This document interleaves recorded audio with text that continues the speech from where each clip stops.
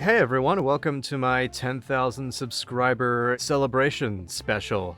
I just wanted to celebrate the milestone with a much more informal, less highly scripted, highly edited video essay type thing. And I felt like this would give me the opportunity to just rapid fire give my thoughts on a bunch of games that I've gotten some questions about in comments for related videos, and just ramble and share my thoughts, which I enjoy doing. This tier list is going to be Revival CRPG specifically, meaning 2010s and onward. That's the era that I've played more games in. I'm not as well versed in the classics, although I guess because of the inexorable march of time, some of the older ones count as classics now too, but never mind that. Now obviously this video is going to be entirely subjective, and also because this is a quick fire tier list and I haven't sat down to properly analyze every single game before, I'm not going to have as well thought out opinions as I would for some of the games that I have written about for proper video essays.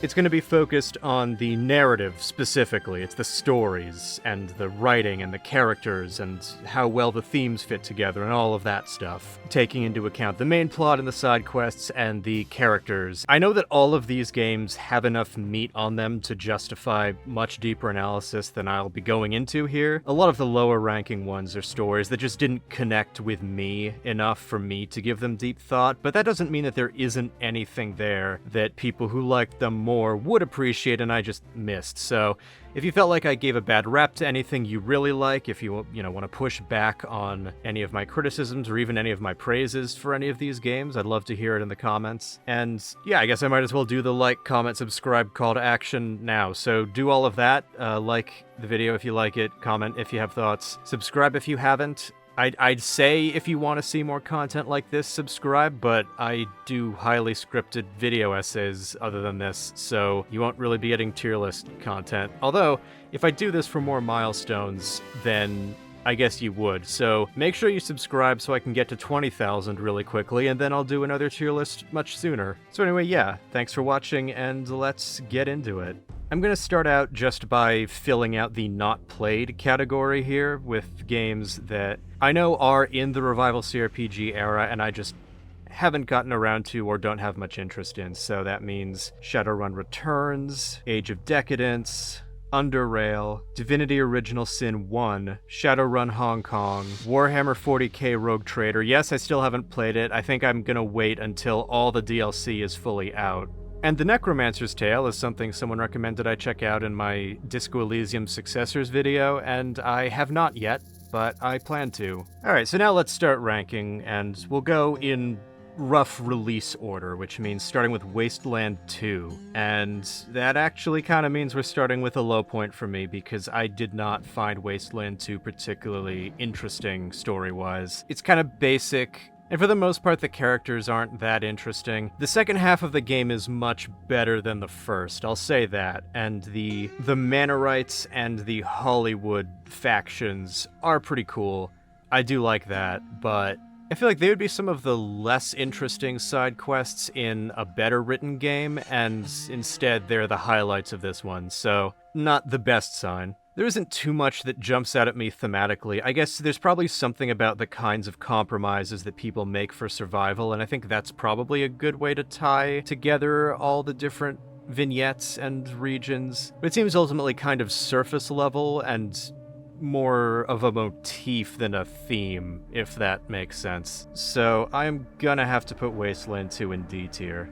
Sorry to Wasteland 2 fans. But then we go from there to a game that basically first got me picked up by the algorithm for a video where I talked about how much I loved it. Yeah, Pillars of Eternity, really big fan of this one.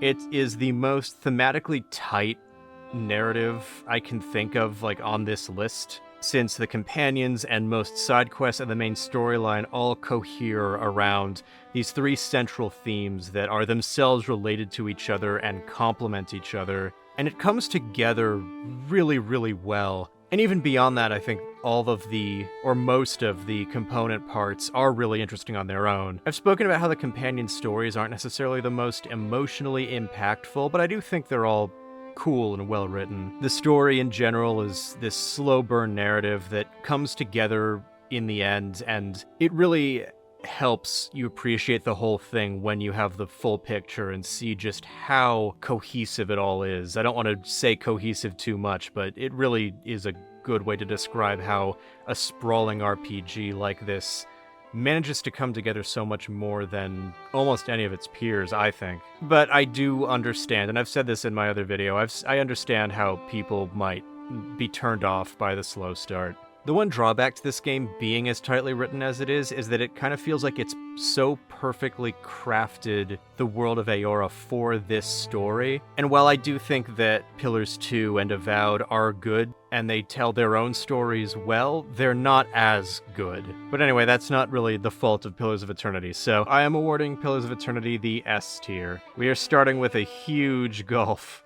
Up next is Tyranny. Tyranny also has a really good marriage of theme and plot and world building. I guess a triple marriage, if you will. With this game exploring ideas of the power of myth and the power of power and authority and power coming through belief and all of that really well. And the various archons in the game as these ways of exploring how ideas and perception can both give great power to people, but also kind of limit them in certain ways. And also explore how the people with power can exert and abuse their power over other people. Yet this is a game exploring what tyranny is. And also the game is very, very reactive. Definitely more so than Pillars of Eternity. Whereas Pillars of Eternity has really good character building, Tyranny is a lot better at giving you branching paths and very different experiences depending on your choices with regards to specific events. And it's a much shorter game than Pillars, but that works to its advantage because you can go in drastically different directions, and the short length means that you can try them out and not necessarily get overwhelmed being like, oh man, I have to play this 100-hour game all over again just to see this other path. There's two potential drawbacks, one of which I think can be a little bit overstated. People don't like the ending. People think the ending was cut off. And to some extent, yes. I don't want to get into spoilers in this video, but it very much does feel like there's more for the main character to do that the game just stops before you get to do it. On the other hand, I think the way that Obsidian reacted to the development cycle, cutting out whatever plans they may have had for Act 4 or 5 or whatever, they dealt with it in a really good way where it actually, at least to me, feels like there is a thematic point of closure with how they did end it. There is a resolution in the story here, even though the plot still leaves dangling threads. You know, that sort of distinction between plot and story. And so I don't feel that it lacks an ending in the same way that a lot of other people do, but I do very much see the argument. The main drawback that I see in this game is that I think most of the companions are a little bit lackluster. Some of them have good hooks, but I don't think most of them are particularly deep, aside from Barrack and Siren. I like Barrack and Siren a lot. The others, they're likable enough, they're fine.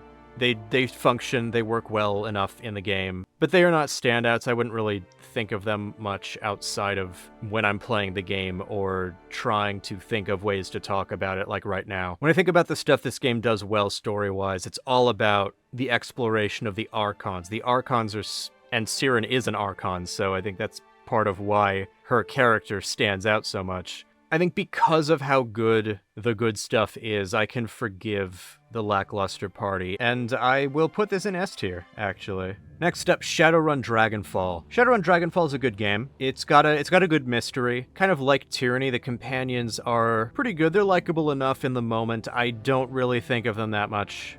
I feel like they don't fully stand out. Glory would be my favorite of the companions. Dietrich is fun, but his side quest happens early and then he's just kind of there and doesn't really have much of a function. When it comes to the main plot, I really like the twist when you find out the truth about what's all been happening. That's all cool. And then the game's thematic ideas, a lot of them are about taking the concept of political anarchism seriously as a philosophy and as like a guidance for governing a small area. The game takes place in this sort of anarchist commune within these free cities in Germany at a certain point within the Shadowrun timeline.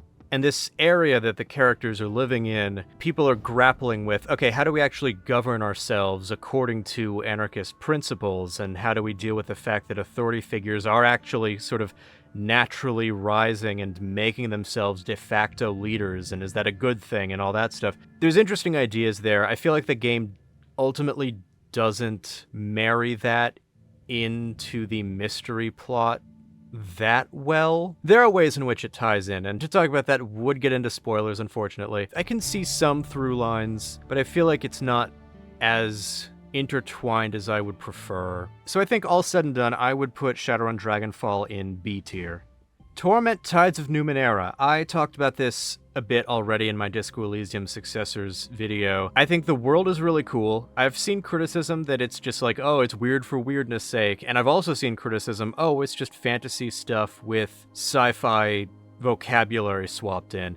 I think that's a little bit unfair. I can see where those criticisms are coming from, but I like how self-indulgently weird the world is, and that leads to some fun side adventures throughout. The biggest problem is that the main story is way too concerned with trying to live up to the legacy of Planescape Torment, and it's trying to repeat certain plot points and ideas and even character types to some extent, and it just doesn't work nearly as well, especially when it comes to the ending. There's sort of this moral at the end. I'm trying to figure out the best way to talk about this, or to talk around spoilers here.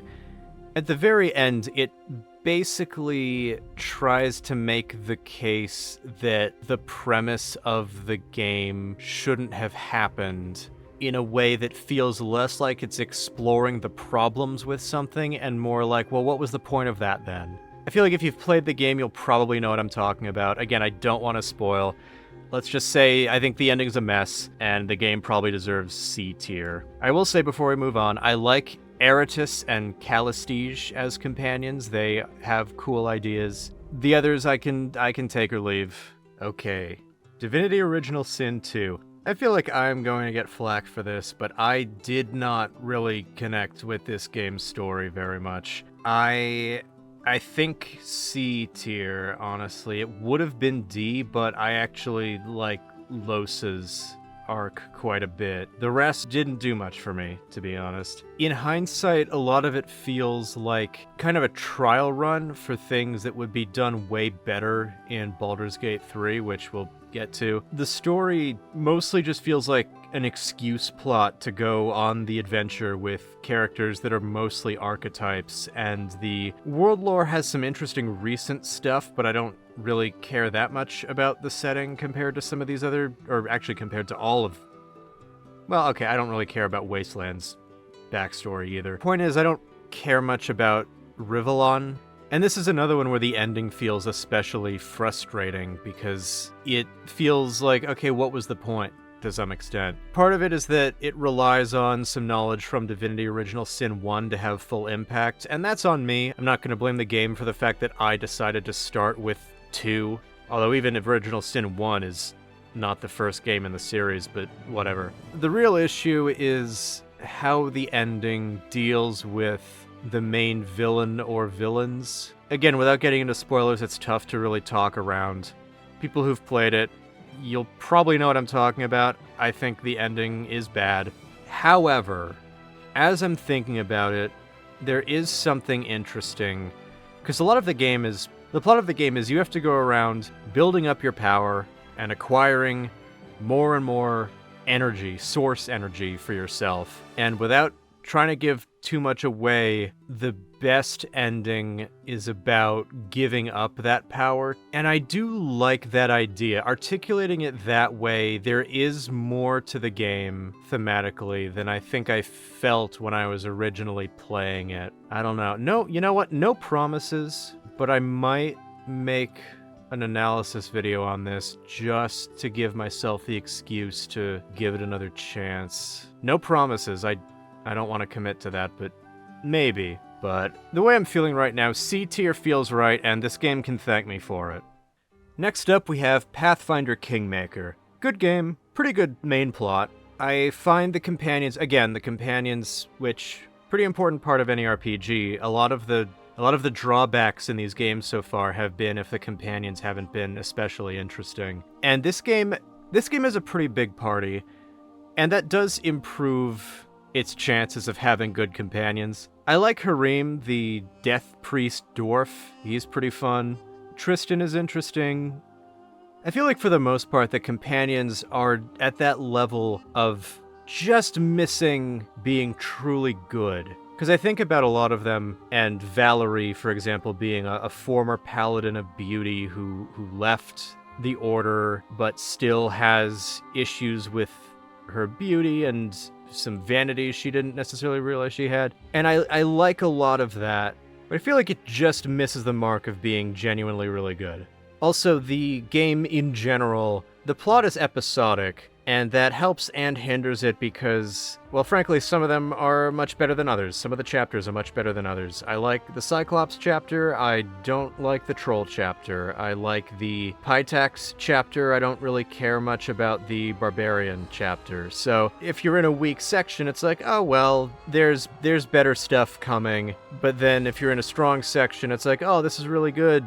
But the rest of the game isn't like this. So it's a double-edged sword, and also the fact that I think the least interesting chapter is the troll one. To some extent, I understand the utility of doing that because it means that the kingdom management mechanics can sort of share focus and be tutorialized and built up without necessarily having to compete with a much more interesting plot for focus, although you do also get time to work with that before the troll plot kicks in. Point being that having the troll arc right after the prologue, which I do think is pretty good, it kind of undercuts the momentum a little bit. But the overarching plot that connects everything together, I do think is pretty good. And the main villains of that overarching plot, like them. The second to last dungeon in the game is awful.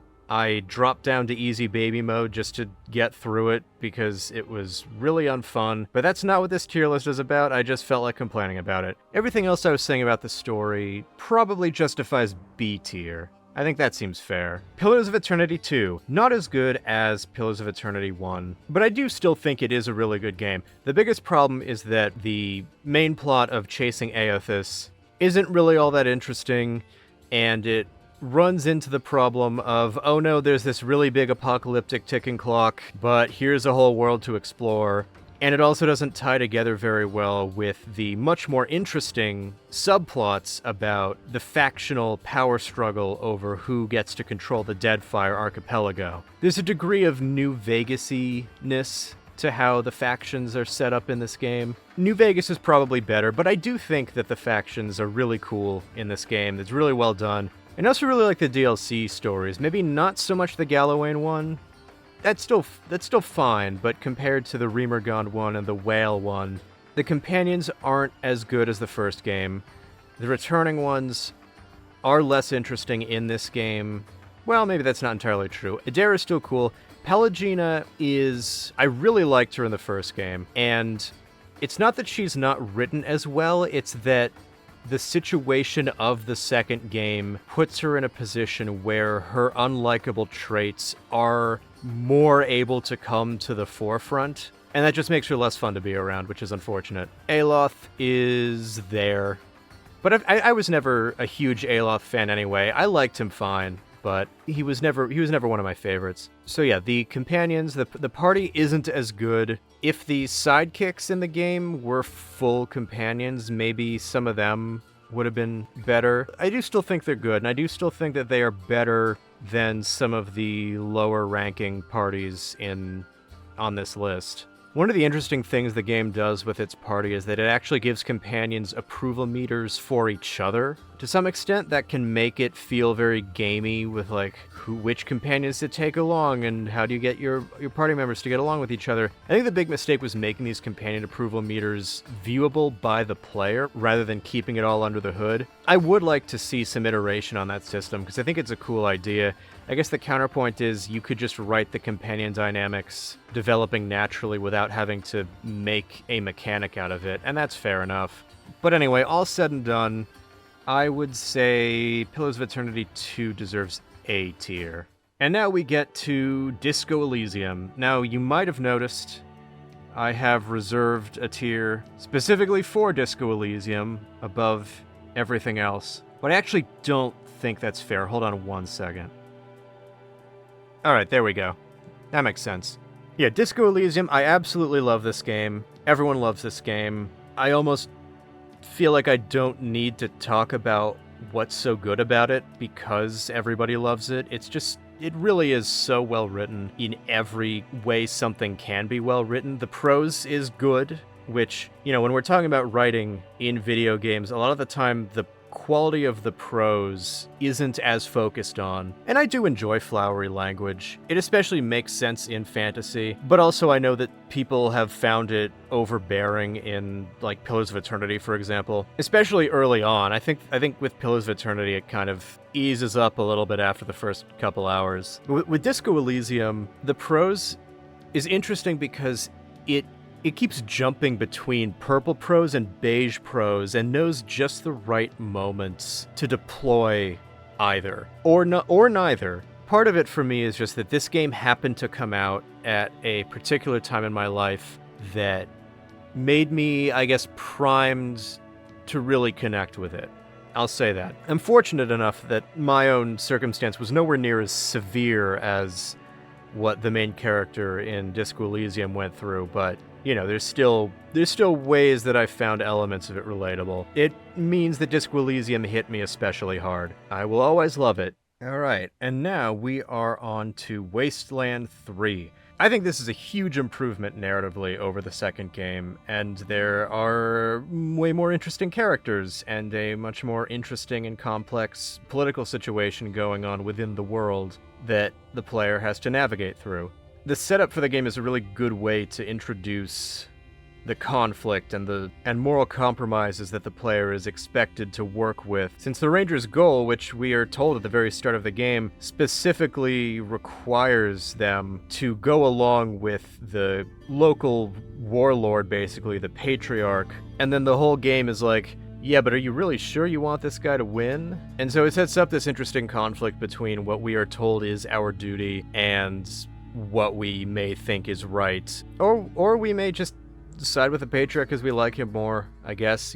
That's how RPGs work. The companions are also better in this game, although still, I think, below par for a lot of the other games. Luca is pretty well integrated into everything. So is Quan. And they feel much more like actual characters than the companions from Wasteland 2, which is always good. Now, this time, when I want to talk about the ending, it's because I like something that it does, and I don't even know how intentional it is, but it kind of presents its golden ending as another moral compromise, because, again, without giving too much away, it basically is like, okay, you want a peaceful resolution to this. That means that people who are portrayed as being morally bankrupt are going to get away with what they've been doing for the sake of solving a particular problem without bloodshed. And I just found that interesting in a way that it doesn't feel the same as similar circumstances in other games that I can think of. But also it does feel a bit less intentional given how the roundup credits, like, here's what the results of your choices were, doesn't really address the darker implications of that. So maybe it was unintentional. Regardless, I think the game is still pretty good. Story's pretty good. Definitely better than Wasteland 2, at least by my standards and what appeals to me. I think B tier makes the most sense here. Alright, now we're on to Pendula Swing. I feel a little bad ranking this at all just because I don't remember it very well, and to some extent that probably tells you that it isn't great. But I do feel like there's stuff in there that's just slipping from my memory that I did that is worth taking seriously. Okay, moving on.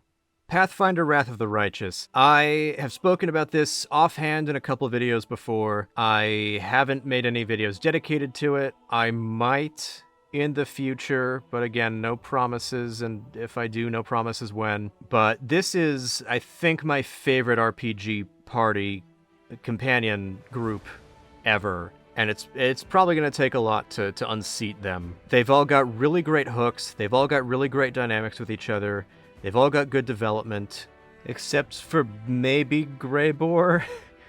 I guess he is a little bit of an edgelord that doesn't really fit that well. But aside from him, he's like the one weak link in the party. I think it actually does have a less interesting overarching main plot than Kingmaker does. I do like Arilu Vorlesh. I'm a big fan of her sort of manipulative witch archetype. Any character that's in the same realm as Kreia is going to appeal to me at least a little bit. Although she isn't as strong of a villain as she could be, I think partly because her plan is a little bit, not necessarily confusing, but a bit too luck-based, I guess. Like, she sets events in motion, and her conditions for whether or not she succeeded are very strict and very open to chance and very easily missable. So, she doesn't have the best plan. I do like her, though, as a villain. I personally feel a bit burnt out on fantasy RPGs where the gods are directly involved, and the fact that the gods are arguably the main characters aside from the party and a couple advisors, makes this main plot feel a bit less interesting to me. That's total personal bias, though. Even so, there is interesting stuff that comes out of it. I guess I just feel like the gods in fantasy settings can rarely be actual characters in the same way mortal characters can, if that makes sense. Pillars of Eternity is one of the biggest exceptions to that. But Wrath of the Righteous does come close. Wrath of the Righteous does a good job with the gods, despite my pet peeve, especially some of the evil gods that get involved. Some of the best parts of the game are these conversations that you have with your advisors trying to work with certain problems, and that's also a good way to flesh out the party even more, because they become advisors for you, which Kingmaker did as well, but a lot of the companions as advisors doing things was off-screen rather than being in meetings that you could participate in. So that's really cool in this game. I feel like because of the quibbles I have with the main plot, I want to put it in A tier. Actually, no, you know what? If I'm going to give Tyranny a pass and put it in S tier despite having what I think is a lackluster party, I'm going to put Wrath of the Righteous in S tier for having my favorite party. So, yeah, that I gotta do that. Space Wreck. I have talked about this game before in my Cool Games I Played in 2024 video, and I think this is an easy D tier. This is a good game. Don't get me wrong, this is a good game, but this is a narrative tier list, and Space Wreck's narrative just does its job. It presents fun and engaging situations that have a lot of different ways to get through them. It is a good game. I would recommend it. It's just that the plot doesn't do anything more than it needs to facilitate the various adventures that you can go on. So, yeah, easy D tier. And now, finally, at least for now, is Baldur's Gate 3. Everyone's favorite game. I have already talked extensively about this game. I don't want to repeat myself too much. But for the purposes of justifying my placement, the companions are this game's biggest strength. The companions really are great. Definitely up there with some of the best parties. I think not as good as Wrath of the Righteous, but still very good. And they make this game. The main plot is good. It's fine. I think Act 2 especially is very good in terms of plot and story and all of that. And also it's nice seeing different groups of characters progress along with you, sort of in parallel, like the tieflings if you save them, or the gnomes if you save them. Very dependent on not killing everybody in your path, which you can do. But overall, I do find the main plot a little bit weak overall. The direct involvement of the gods, again, I think it works against this game even more than for Wrath of the Righteous.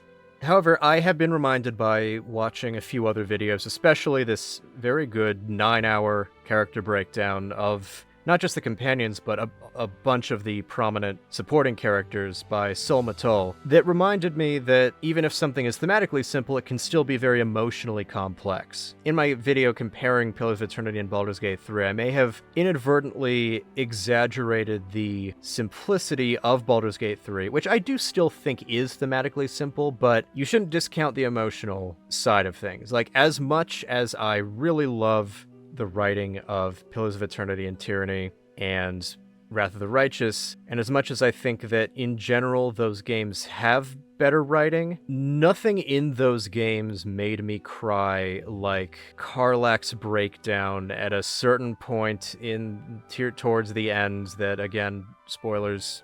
I don't think that we should discount emotional resonance, and I didn't want to do that in my earlier video. I feel like I still did a little bit anyway. All that said, I feel like, at least for me, Baldur's Gate 3 fits the best in A tier. Alright, so yeah, this is how I personally would rank the stories and overall narratives of the Revival CRPGs that I have played. I'd love to see defenses of any of the games that you feel I ranked too low in the comments, and thank you again to everyone who's subscribed so far for helping this channel grow. It really does mean a lot to me. It's really exciting that I have managed to go this far. I hope to go further. It feels like it might be a bit of a weird time to be trying to build a YouTube channel, given the algorithm stuff that a lot of bigger creators have talked about. I don't know if I'm big enough to have noticed that yet, but still, it's not super encouraging to hear that that's going on. But I like making these videos. Some of you seem to enjoy watching them, and I'm really grateful for all the support so far. If you'd like to support me even more, here is my Patreon page. I do bonus written essays on things that I don't have enough thoughts on for a full video. I have so far one Q&A video. I think I'm going to do another one soon. I give the highest tier script previews for my scripted video essays, and all tiers make it onto the credits. So if any of that seems like something you'd be interested in and you can spare the money, I'd be very grateful. Otherwise, hope you enjoyed this different thing for the channel. I hope it doesn't screw up how YouTube treats my videos too much. And next up, I am going to be spending quite a lot of time doing analysis on the original Deus Ex, which is a project I started before the remaster was announced, so I guess I accidentally manifested that. Thank you and/or I'm sorry, depending on how you feel. So anyway, yeah, I hope you stick around for that, and I hope you have a good day.